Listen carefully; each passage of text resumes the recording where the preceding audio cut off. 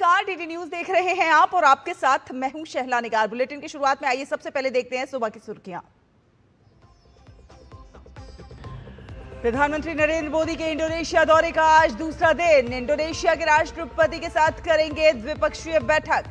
संसद के संयुक्त सत्र को करेंगे संबोधित।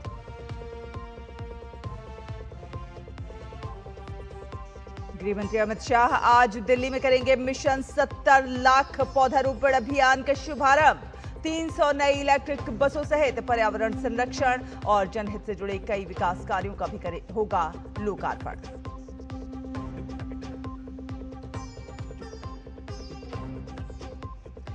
विदेश मंत्री डॉक्टर एस जयशंकर ने बहरीन के किंग से की मुलाकात। द्विपक्षीय संबंधों पर हुई बात।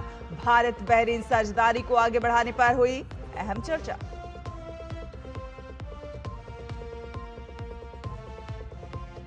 यूक्रेन एयर डिफेंस सिस्टम की बड़ी नाकामयाबी उजागर। रूसी हमले में करीब 28 की मौत। नाटो समिट में ट्रंप जेलेंस्की की प्रस्तावित मुलाकात से पहले बढ़ा तनाव।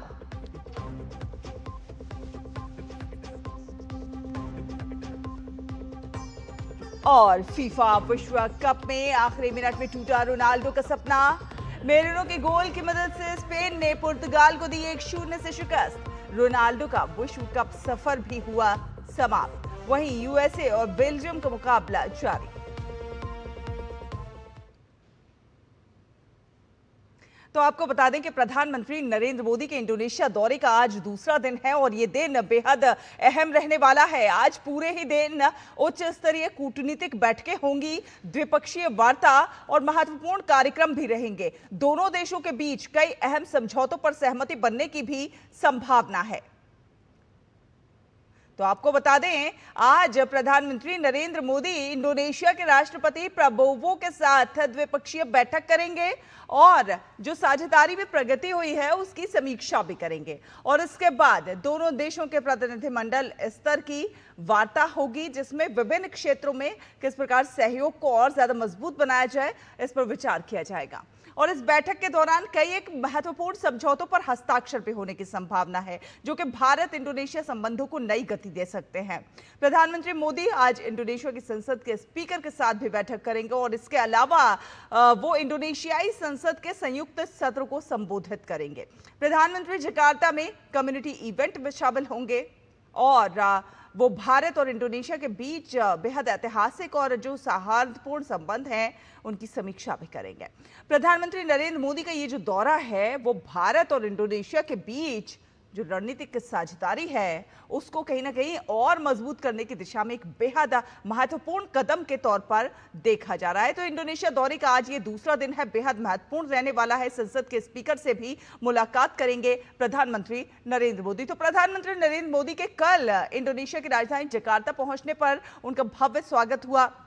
अगवानी के लिए खुद राष्ट्रपति प्रबोवो सुबियांतो एयरपोर्ट पर मौजूद रहे और उन्होंने बड़ी ही गर्मजोशी के साथ प्रधानमंत्री का स्वागत किया। हवाई अड्डे पर ही प्रधानमंत्री को गार्ड ऑफ ऑनर दिया गया।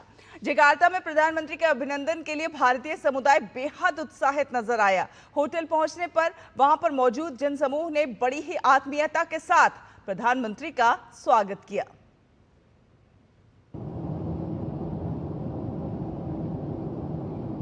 इंडोनेशिया की वायु सीमा में पहुंचते ही प्रधानमंत्री मोदी का ग्रैंड वेलकम, जेट विमानों का सुरक्षा घेरा, ये गर्मजोशी है भारत और इंडोनेशिया के द्विपक्षीय संबंधों की।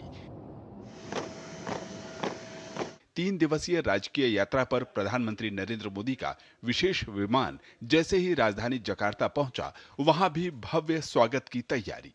हवाई अड्डे पर खुद राष्ट्रपति प्रबोवो सुबियांतो ने अगवानी की। गार्ड ऑफ ऑनर, तोपों की सलामी और कला संस्कृति की मनमोहक प्रस्तुति। प्रधानमंत्री मोदी ने सोशल मीडिया प्लेटफॉर्म पर राष्ट्रपति प्रबोवो के साथ एक तस्वीर साझा की और उन्होंने लिखा कि जकार्ता पहुंच गया। मैं राष्ट्रपति प्रबोवो सुबियांतो के स्वयं हवाई अड्डे पर अगवानी के लिए आने से अभिभूत हूं। साल 2018 में हमारे संबंध समग्र रणनीतिक स्तर के बने, जिसने दोनों देशों के लोगों को फायदा पहुंचाया। इस यात्रा के दौरान मैं और राष्ट्रपति प्रबोवो सुबियांतो इस साझेदारी को विभिन्न क्षेत्रों में मजबूत करने को लेकर चर्चा करेंगे। मैं और राष्ट्रपति प्रबोवो सुबियांतो योग्याकार्ता में प्रम्बानन मंदिर परिसर का दौरा करेंगे। ये दोनों देशों के बीच सांस्कृतिक संबंधों को सुनिश्चित करता है। मैं भारतीय समुदाय के साथ बातचीत को लेकर भी उत्साहित हूँ। जकार्ता में भारतीय समुदाय के बीच भी काफी उत्साह नजर आया। होटल पहुंचने पर प्रधानमंत्री मोदी का गर्मजोशी से अभिनंदन किया गया। इस दौरान कला संस्कृति की झलक नजर आई। इंडोनेशिया में विशेष रूप से प्रसिद्ध रामायण की प्रस्तुति की गई। Actually, we perform from historical traditional Indonesia culture. This name is Wayang Kulit or Puppet Sado. This theme is Ramayana.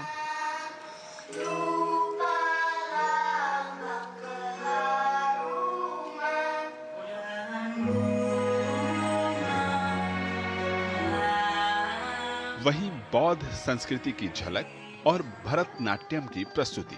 इस दौरान शिव स्तुति प्रस्तुत की गई। भरतनाट्यम का स्रोत मुख्य रूप से देवादिदेव महादेव के आनंद तांडव को माना जाता है। 2000 साल पुराना है, ये नाट्य शास्त्र में है, लिखा गया है कि शिव जी ने चिदम्बरम में नाट्य शुरू किया था, तो वही हमने दर्शाया। और बहुत ऐसा अपना एक प्राउड फीलिंग है कि अपना कल्चर हम लोग जिंदा रखते हैं। यहाँ पे इंडिया से थोड़े दूर है। क्षेत्रफल के लिहाज से हिंद प्रशांत क्षेत्र में इंडोनेशिया एक बड़ा देश है। प्रधानमंत्री मोदी की ये चौथी यात्रा है। इससे पहले उन्होंने साल 2018 में द्विपक्षीय यात्रा की थी। उसके बाद G20 शिखर सम्मेलन के लिए 2022 में और आसियान सम्मेलन के लिए 2023 में यात्रा की थी।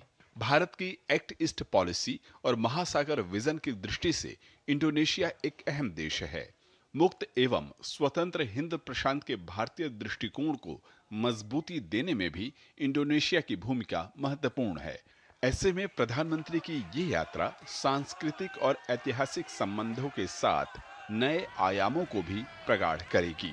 जकार्ता से आंचल गुलाटी के साथ ब्यूरो रिपोर्ट, डीडी न्यूज।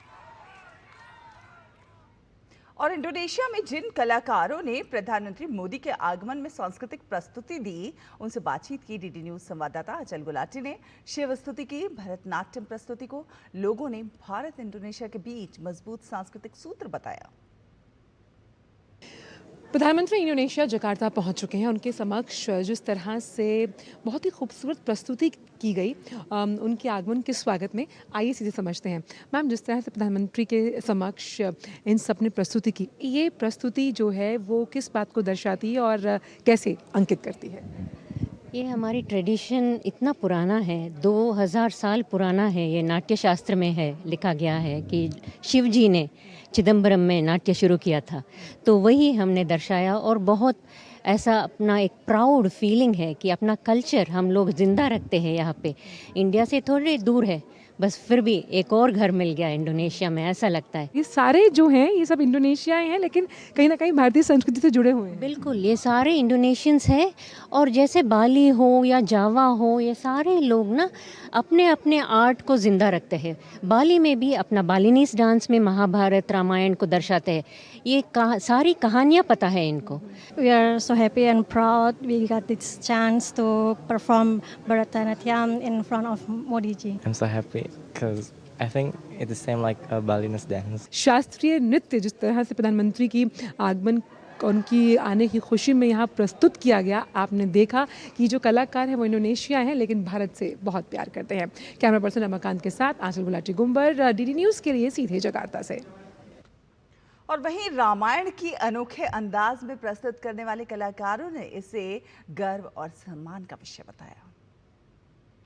प्रधानमंत्री इंडोनेशिया पहुंच चुके हैं और उनके आगमन की खुशी में सांस्कृतिक जो प्रस्तुतियां पेश की गई, उसमें वयांग कुलित, जो कि एक बहुत ही प्राचीन कला है जब हम बात करते हैं इंडोनेशिया की, उसका भी प्रस्तुतिकरण किया गया। ये इतनी खास क्यों है? उनके कलाकार यहाँ मौजूद हैं, सीधे उनसे समझते हैं। Namaste, welcome to Indonesia. Namaste. Actually, we perform from historical traditional Indonesia culture. This name is Wayang Kulit or Puppet Sado. This theme is Ramayana. So the story about Ramayana, and then we are a group and so excited and so happy because we can welcoming Modi ji come to Indonesia. So enjoy Indonesia. How India is connected to Indonesia culturally in a rich form. Okay, actually, I'm very happy because we are so close. We are so good relation, not only in culture, also in everything. ये जो इनका प्राचीन कला का प्रस्तुतिकरण है ये दोनों देशों को और करीब लेकर आता है और ये बताता है कि भारत की संस्कृति की छाप कहीं ना कहीं इंडोनेशिया पर साफ नजर आती है। कैमरा पर्सन रमाकांत के साथ आंचल गुलाटी गुंबर, इंडोनेशिया, जकार्ता से। और फिलहाल एक छोटा सा ब्रेक, जल्द हाजिर होंगे, आप देखते रहिए डीटी न्यूज। खाने में मेरी क्वीन के लिए क्या है? किंग मटर पनीर, किंग बैगन भरता, king veg pulao, king palak paneer kofta. ये सब किंग क्यों? क्योंकि ये सब बना है MDH किचन किंग से आपका बॉस। MDH किचन किंग, असली किचन किंग। MDH। हर जीत की शुरुआत होती है छोटे छोटे कदमों से और हर छोटी तैयारी बदल सकती है पूरा नतीजा। क्योंकि मैदान हो या जिंदगी, छोटी से छोटी तैयारी ही देती है प्रोटेक्शन और प्रोटेक्शन ही देता है भरोसा। जैसे LIC की बीमा लक्ष्मी, एक खास प्लान सिर्फ महिलाओं के लिए जहां छोटी बचत दे बड़ी सुरक्षा, ताकि जिंदगी के हर मैदान में आप रहे हर पल के लिए रेडी। LIC बीमा लक्ष्मी, रखे हर पल के लिए रेडी। पर्यटन केवल घूमने फिरने तक सीमित नहीं, बल्कि संस्कृति, रोजगार और आर्थिक विकास का मजबूत आधार है। प्रधानमंत्री श्री नरेंद्र मोदी की मंशा अनुरूप और मुख्यमंत्री डॉक्टर मोहन यादव के नेतृत्व में मध्य प्रदेश का पर्यटन अब अंतर्राष्ट्रीय स्तर पर नई पहचान बना रहा है। वसुधैव कुटुम्बकम की भावना के साथ मध्य प्रदेश देश विदेश से आने वाले हर पर्यटक का आत्मीय स्वागत कर रहा है। मध्य प्रदेश आके हमें प्रकृति, संस्कृति और आध्यात्मिकता का अनुभव हुआ। यहाँ की साफ सफाई, व्यवस्थाएं और लोगों का अपनापन हमारी यात्रा को यादगार बना गया। मध्य प्रदेश सरकार का बहुत बहुत धन्यवाद। ग्रामीण पर्यटन, वेलनेस और इको टूरिज्म जैसे नए क्षेत्रों पर विशेष फोकस के साथ मध्य प्रदेश सतत विकास और बेहतर पर्यटन अनुभव की दिशा में तेजी से आगे बढ़ रहा है। धार्मिक पर्यटन की दृष्टि से और अन्य पर्यटकों की दृष्टि से अगर कोई पर्यटक आए किसी राज्य में, हाँ हमें गर्व है मध्य प्रदेश वो स्थान है जहाँ सर्वाधिक रूप से टूरिज्म का सेक्टर सबसे अच्छी गति से बढ़ा।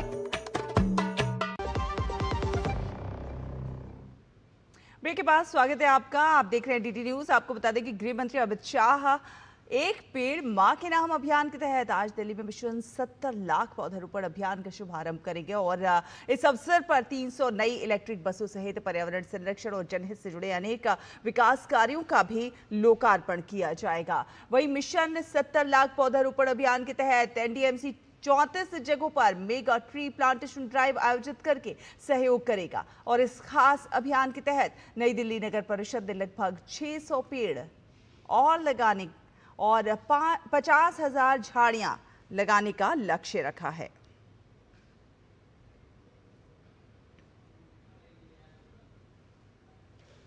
और विदेश मंत्री डॉक्टर एस जयशंकर ने सोमवार को बहरीन के राजा हमद बिन ईसा अल खलीफा और प्रधानमंत्री सलमान बिन हमद अल खलीफा से मुलाकात की और इस दौरान दोनों देशों के सहयोग को और आगे बढ़ाने पर चर्चा की। डॉक्टर जयशंकर ने राष्ट्रपति द्रौपदी मुर्मू और प्रधानमंत्री नरेंद्र मोदी की ओर से दोनों नेताओं को हार्दिक शुभकामनाएं प्रेषित की।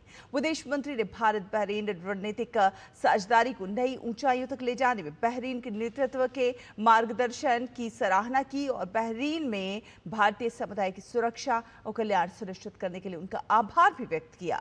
अपने दौरे के दौरान डॉक्टर एस जयशंकर ने बहरीन में बसे भारतीय समुदाय के सदस्यों से भी संवाद किया। उन्होंने कहा कि भारतीय प्रवासी बहरीन के विकास में बेहद महत्वपूर्ण योगदान दे रहे हैं और दोनों देशों के बीच एक जीवंत सेतु की भूमिका निभा रहे हैं। विदेश मंत्री ने समुदाय के सदस्यों के अनुभव और सुझाव भी सुने और भारत बहरीन संबंधों को और ज्यादा प्रगाढ़ बनाने की भारत की जो प्रतिबद्धता है उसको भी दोहराया। और बात करते हैं पंजाब कांग्रेस की। तो पंजाब कांग्रेस में कलह थमने का नाम नहीं ले रही है। पंजाब कांग्रेस में नेतृत्व परिवर्तन के बाद शुरू हुआ ये अंदरूनी विवाद बढ़ता ही जा रहा है। विधानसभा चुनाव से पहले प्रदेश कांग्रेस में बगावत खुलकर सामने आ गई है। पूर्व मुख्यमंत्री चरणजीत सिंह चन्नी के शक्ति प्रदर्शन के बीच प्रदेश प्रभारी भूपेश बघेल के चंडीगढ़ पहुंचने पर चन्नी ने दूरी बना ली। चंडीगढ़ पहुंचने के बाद भूपेश बघेल नेता प्रतिपक्ष प्रताप सिंह बाजवा के आवास पर पहुंचे। हालांकि पंजाब कांग्रेस के अध्यक्ष अमरिंदर सिंह राजा पार्टी में बगावत से इनकार कर रहे हैं, लेकिन पूर्व सीएम चन्नी की मोरिंडा मीटिंग को आगे बढ़ाते हुए शक्ति प्रदर्शन वाले वीडियो के साथ उन्होंने एक तस्वीर साझा की है और इसमें उनके साथ पूर्व डिप्टी सीएम और सांसद सुखजिंदर सिंह रंधावा भी नजर आ रहे हैं। चन्नी ने इन तस्वीरों के साथ एकजुट होने का दावा किया है। दरअसल चन्नी प्रदेश अध्यक्ष पद नहीं मिलने से नाराज हैं। माना जा रहा है कि चरणजीत सिंह चन्नी आज अपने समर्थकों के साथ कांग्रेस हाईकमान और सीनियर नेताओं के साथ मुलाकात कर सकते हैं। चुनाव से पहले पंजाब में बढ़ती गुटबाजी को शांत करने के लिए कांग्रेस हाईकमान ने भूपेश बघेल को 5 दिनों के लिए पंजाब भेजा है। वे चंडीगढ़ में दोनों गुटों के नेताओं के साथ अलग अलग बैठकें कर रहे हैं। मैं 5 दिन के दौरे में आया हूं। विभिन्न जो कमेटियां बनी हैं उनकी बैठक होगी, डीसीसी की बैठक होगी। अभी युवा कांग्रेस के नए चुनाव हुए हैं, उनके साथ भी मीटिंग हुई, उनका स्वागत भी करेंगे। तो अब तो ये कमेटियों की मीटिंग के माध्यम से चुनाव की तैयारी में हम लोग लगेंगे। और चुनाव आयोग ने बिहार, गुजरात और मध्य प्रदेश की 3 विधानसभा सीटों के उपचुनाव के लिए अधिसूचना जारी कर दी है। बिहार में बांकीपुर, गुजरात में मंजलपुर और मध्य प्रदेश में दतिया विधानसभा सीटों पर उपचुनाव होंगे। अधिसूचना के अनुसार नामांकन 13 जुलाई तक स्वीकार किए जाएंगे और 14 जुलाई को दस्तावेजों की जांच की जाएगी और 30 जुलाई को मतदान होगा, जबकि 3 अगस्त को मतगणना होगी। बिहार में बांकीपुर सीट पर उपचुनाव मौजूदा सांसद नितिन नवीन के इस्तीफे के कारण, गुजरात में मंजलपुर विधानसभा सीट योगेश भाई नारायणदास पटेल के निधन के कारण और मध्य प्रदेश में राजेंद्र भारती की अयोग्यता के कारण दतिया सीट पर ये सीटें खाली हुई थी।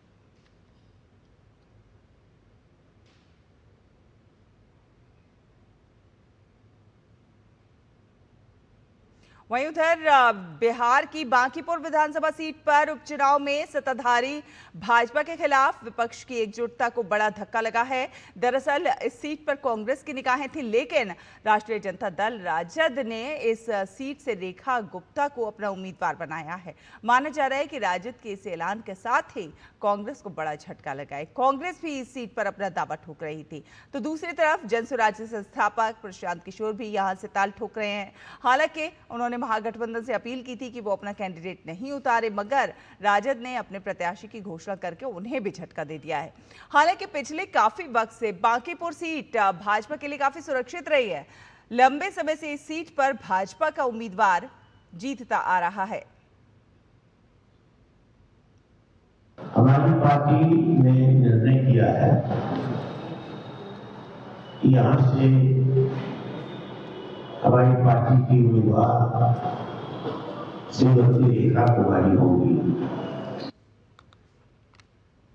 और वहीं पश्चिम बंगाल से राज्यसभा की 3 खाली सीटों के लिए उपचुनाव का ऐलान कर दिया गया है और ये सीटें सांसद सुखेंदु शेखर राय, सुष्मिता देव और प्रकाश बराइक के इस्तीफे के बाद खाली हुई थी। आयोग के अनुसार उपचुनाव के लिए नामांकन प्रक्रिया 14 जुलाई 2026 तक पूरी की जाएगी। नामांकन पत्रों की जांच 15 जुलाई को होगी, जबकि उम्मीदवारों के लिए नाम वापस लेने की अंतिम तिथि 17 जुलाई तय की गई है। मतदान 24 जुलाई को होगा और उसी दिन शाम 5 बजे मतगणना भी होगी। निर्वाचन आयोग ने स्पष्ट कर दिया है कि पूरी चुनावी प्रक्रिया 27 जुलाई तक संपन्न कर ली जाएगी। और अब बात कर लेते हैं मौसम की। महाराष्ट्र के अधिकतर हिस्सों में लगातार बारिश के कारण जनजीवन अस्त व्यस्त है। मुंबई और कोंकण के क्षेत्र में बाढ़ और भूस्खलन से इमारतें क्षतिग्रस्त हो गई हैं और सड़क, रेल और हवाई परिवहन बुरी तरह से प्रभावित हो रहा है।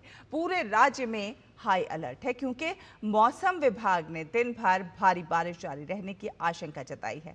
कई इलाकों में जलभराव के बाद 500 से अधिक लोगों को सुरक्षित स्थानों पर पहुंचाया गया है। अधिकारियों ने नागरिकों से अनावश्यक यात्रा से बचने की अपील की है। मुंबई और तटीय महाराष्ट्र में तेज हवाओं के साथ बारिश हो रही है। वहीं रायगढ़ और रत्नागिरी जिलों में भारी बारिश का रेड अलर्ट जारी किया गया है। तो वहीं मुंबई में आज भी स्कूल कॉलेज बंद रहेंगे। मुख्यमंत्री देवेंद्र फडणवीस ने एसडीआरएफ के साथ स्थिति की समीक्षा की है और सभी अधिकारियों को त्वरित समन्वित कार्रवाई के निर्देश दिए हैं।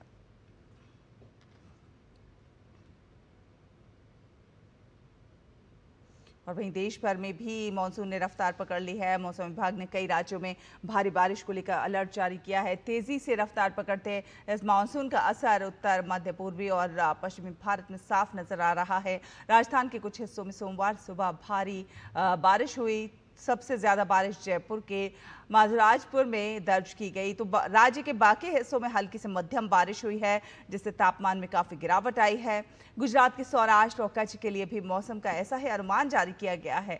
मौसम विभाग के अनुसार राज्य के कई हिस्सों में खासकर दक्षिणी इलाके में अगले 7 दिनों के दौरान भारी बारिश होने की संभावना है। वहीं हिमाचल प्रदेश, उत्तराखंड, जम्मू कश्मीर जैसे उत्तरी पहाड़ी राज्यों में भी मौसम के हालात ऐसे ही रहने के आसार हैं। इसके अलावा पूर्वोत्तर में अरुणाचल प्रदेश और उसके आसपास के इलाकों में भी तेज वर्षा का अनुमान।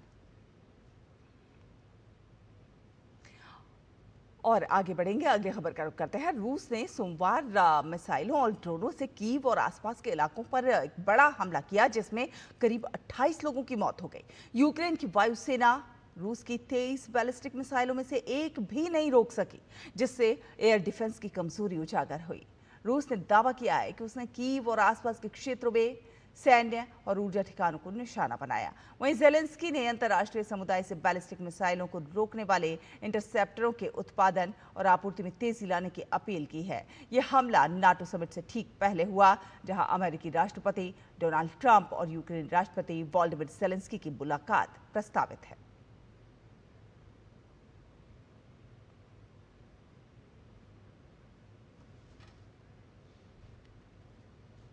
और आइए अब खबरें देखते हैं फुटबॉल विश्व कप से जुड़ी हुई।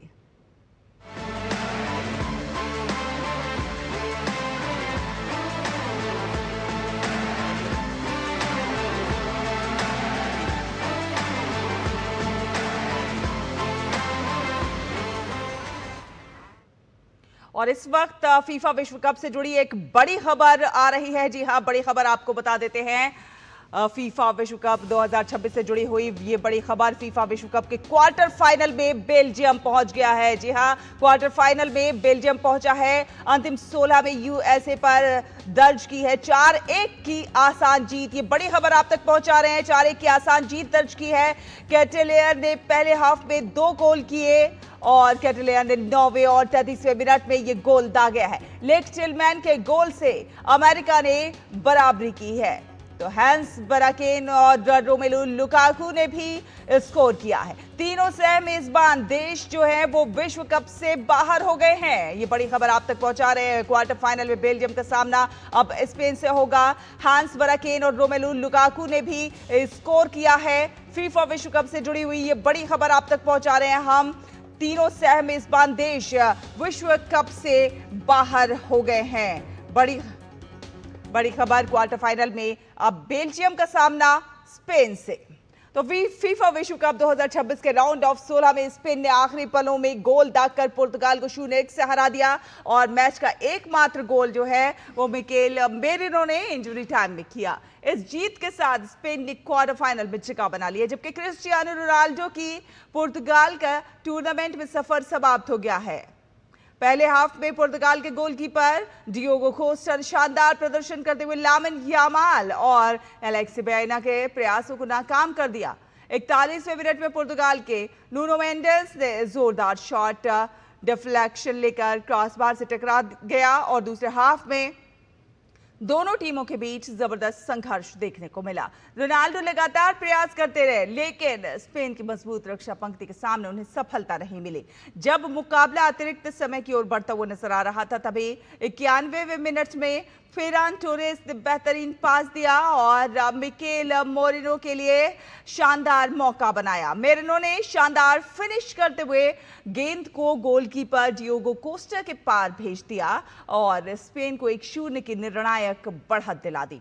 पुर्तगाल की हार के साथ 41 वर्षीय क्रिस्टियानो रोनाल्डो का विश्व कप सफर भी समाप्त हो गया।